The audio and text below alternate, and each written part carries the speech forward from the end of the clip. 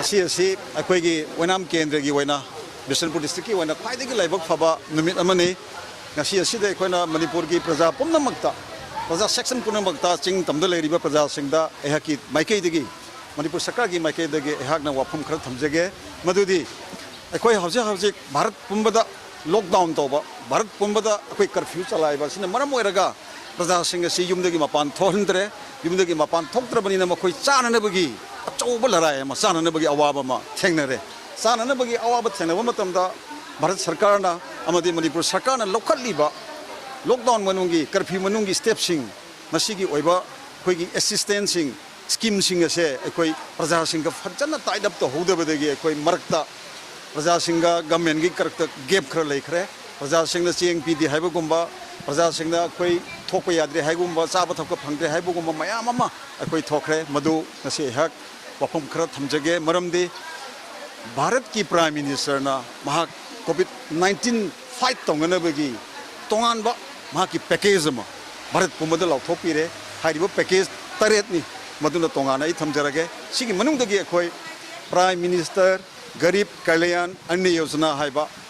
cheng bigadaba karamba mida Bharat lerba lairaba chaba maning thungjadaba नोंमद सूरग चाजबसिंग से lockdown मनुंग सिदा मी अमद KG मंगा मंगा पीगदबा अदुगुम्बा प्राइम मिनिस्टर की चेंग प्राइम मिनिस्टर की स्कीम में दो मणिपुर दसु यौरे यौरक्तना अखोई बिशनपुर डिस्ट्रिक्ट की इहान हनबो ओइना ngasi वनाम केंद्र दा अखोई येली हाइरिबा प्राइम मिनिस्टर की स्कीम चिकी मखादा पिरकलिबा चेंग सिना कोनदब अखोइना मणिपुर की स्टेट गवर्नमेंट सिना मणिपुर की honourable chief minister Shri N Biren ना महाकना मणिपुर दा लेबा मिपुंग खुदिंगमक लाइरेबी ना खुनबा खाइदबा कार्ड पाइदबा खाइदबा वोटर चिंगदबा खाइदबा अखोई चाक चाबा हईबा चाही तरुक तगिना अहन फावद लेबा मिपुंग खुदिंगमक चेंग पिगनी केजी मंगा मंगा हाइदना महाकी वखलदा महाकी अदुगुम्बा फिरेब अमा लौरगा लाउथोखरे हाइरिबा ऑनरेबल चीफ मिनिस्टर ना लाउथोइबा महाकी फिरेब बसी मपुंग फानाबगिदमक्ता अखोई स्टेट सरकार ना प्राइम मिनिस्टर ना पिबिरेइबा महाकी चेंग अदुगी मथक्ता अवाटपसिंग अदो अखोई मणिपुर की MLA सिंगी अदुगुम्बा चाही अमगी पीरीबा MLS local area development fund हाइबा फंड नमा चाही मदा 2 करोड़ पी 2 करोड़ पीरीबा सिदगी अखोई कोविड-19 फाइटिंग की दमक्ता अखोई 25 लाख अहान बगी अखोई कोविड-19 की फाइटिंग की द काइथोखरे अखोई द पीरम 2 करोड़ दगी होजिक 25 लाख काइदोए लोइनाना चेंग लेबदा चेंग लेबदा सिजनरे इसिंग लेबदा सिजनरे तोंगान तोंगान बा प्रजा की अवार्ड पार्ट सिननबगी दमक्ता मदो DC की खुथांग अदुगा चीफ सेक्रेटरी की अदुगुम ऑर्डर मगी मखादा अखोई मणिपुर दा सिनमनी अदुना ngasiदी अखोई होजे होजिक चलीबा था अप्रैल था की चेंग केंद्र से की प्रजा पुनमंगना फंगनी इमुंग पुनमंगना फंगनी हाउस होल्ड पुनमंगना फंगनी अखोई मदु फंगदब तारगदी अइंगोंदा कंप्लेन तौबियो आई अदु मयुमदा थिंजरके लोइनाना मसिदाइना अपील तौजनिंग बसे लमदमसी की NGO सिंग क्लब सिंग मेरा पाइबी सिंग पंचायत काउंसिलर्स MLA अखोई खुदिंगमक सिंग से अखोई वॉलंटियर नि अखोई प्रजा की अदुगुम्बा अखोई की मिहुत कुंबनी अखोई से अखोई इलेक्टेड नत्रबसु NGO सिसुसु मखोई सैक्रिफाइस अदुगुम्बा ग्रुप अमनी अखोइना प्रजाबु मतम चाना मखोई की स्कीम फंगनबा प्रजा की अवाबदा अखोइना मतेंग पांगबा प्रजाना वाबा मतमदे अखोइना करी तौसिगे हाइबसे गवर्नमेंट खक्त ngaibdi yaroi गवर्नमेंट ने पाइकलक स्कीम सिंग असि प्रजाना कोऑपरेशन पिबिदरबा प्रजाना अखोई मतेंग पांगबिद्रगदि अखोई तसेंगदि ngमोय मरमदि अखोई मी कया लेबनो होजिक सरकार ने पिरैबा प्राइम मिनिस्टर ने पिबिरैबा चेंग महाकी गरीब कल्याण योजना की स्कीम मदुगी मखादा पिरैबा चेंग सिना कयानो मणिपुर दा लेबा टोटल अखोई की पॉपुलेशन सिना कयानो अखोई 2011 की सेंसस डेटा सिजनरगा अखोई मी असुक लई हाइबदुनदि अखोई यारोय होजिकति 2020 नि 2020 ओइरबा मी मसिंग हेंकट खरबा मतम सिदा हानगी कोतादु लागदि अवार्ड पदुम लैगनि समाई तौदना अखोई हाना पिरंबा फूड सिक्योरिटी की नफसा की चेंगदसु अखोई लेप आउट तौबल लई मरमदि इना खुनबा सर्विस तौबा हापते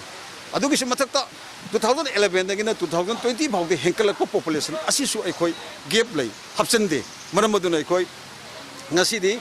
मणिपुर की चिंगदले ओजसनु इंटेयर जगह ओजसनु मणिपुर दले प्रजा पुनम की चेंग पिननबा मणिपुर सरकार ने मणिपुर की ऑनरेबल चीफ मिनिस्टर ने अरेंज तौरे पैसासु लेरे चेंगसु लेरे तबददी मी मसिंगदुदी प्रजाना अखोई असुक लई हाइबसे हाइबी बताबनी मखोइना थागलक बताबनी कनागी थ्रू द DC सिंग की कुथांगदा DC सिंग द पॉपुलेशन से चपचाना थागलादि चपचाना सिंग से फंगनेबा मदु कनागा मुपिगनी लोकल MLA लोकल द लेबा प्रधान लोकल द लेबा काउंसिल लोकल द लेबा क्लब मेरा पाइबी ना अमुक प्रजा से द सिंग से थुंगनब होनबिगदबनी ngasi अखोना चेंग यंजरिबिसिसु तसेंगदी प्रजागी अमदी क्लब मेरा पाइबी आइगी चन्नुपी अखोई प्रधान कैनुगिना अदुगा अतोप खुन की प्रधान मेंबर सिंग लोइननी यंजबनी ngasi सुक्सोय सोइदना प्रजा सिंग नहांगै निंगमदबा प्रजा सिंग मरक्ता लेनबा गैप सिंग अदु अखोई ngasi दि मेंसले ब्रिज अदु सेमे हन खले ngasi दा अमुक करिगुम्बदा अखोई मीनिना अवार्ड पखर लेरगे सुमदो ताकपिरागे हन मतेंग पांगजगनी यहांग लोसिनजरपदा अमतंग थमजगे अखोई ngasi दि मणिपुर दा यामना लाइबक फबा मणिपुर स्पेशली मणिपुर स्टेट ता अखोई की लाइबक फदना अखोई कोविड-19 की पॉजिटिव केस अनि लेबदो अमा हौजिक अखोई नेगेटिव ओइखरे अमा सिसु हौजिक लेहौरिबे सिसु हौजिक फारे हाइबदि माकी कोर्स मंगोंद हिदाक थागदब थारे मंगोंद लेरम बलेना डायबिटीज के लेना फारे महाक रिलीज तौननबगी दमकता हौजिक सेम सादन लेरे मतम मसिदे अखोई मणिपुर की प्रजाना भारत पुमद चनरिबा लॉकडाउन की हौजिक lockdown तौरिबसिगी curfew तौरिबसिगी norms guidelines Singh इनबियो ngasi yengbiyo ngasi ki chawkattraba pithibhi gi western countries in America da Europe ta leiriba Italy France aduga Spain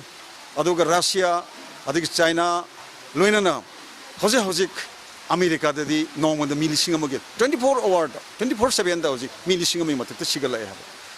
अखोई चौखब याम हाइजेनिक याम एडवांस मेडिकल साइंस की चौखब लेबाक कनबंगमदब लेना अखोई मफम लागे अखोई करी थोकनी अखोई लाइरब लेबाकनी अखोई लेरिबा सिस्टम अखोई लेरिबा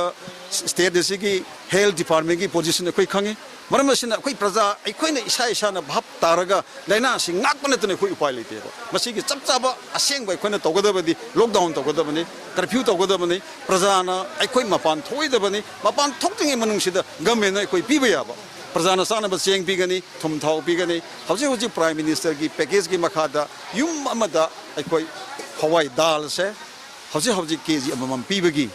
स्कीम दिन लई अदुबु मदो मफम मसिदा योरक्ट्री हेक योरप निमित्त अखोई प्रजाद पीगनी लोइना लोइना प्रजा सिंगा अदुगा लोकल की अथॉरिटी सिंगा तनबीर कांसिदा अखोइदा एमएलए द गवर्नमेंट दा हाइबिरो सिगी जगह से खर सोथे अखोई की मयाम मरक सिदगी अमुकसु खर सोथब मी फैमिली लेरगसु अखोइना ngasi सिंजरीब चेंग से अखोई लेइबनी लेरिबसिदी हेन लेबि याय लमदम सिदा चेंग सि क्विंटल चाम दरकार लेबसे अखोई चाम यांखै लेबि याय तबदी चाम यांखै लेसि हरगदी मदु लेननबगी मरमदु रीजन दि अखोइद पीबि बताय प्रपोजल दि अखोइद पीबि बताय अदु पीरगदी चेंग खर हेंकन लेबदा अखोइदा कसु थैदोक्ते मदु सरकारना अदु मैनेज तौजगदी समदौदना ग्रासरूट लेवल दा अखोइ मसेन फचना तानरगा हंदकी कोविड 19 सिदी फाइट तौरबदी अखोइ मंगोल ओइगनी हदना आइगे माइकेदगी थमजरी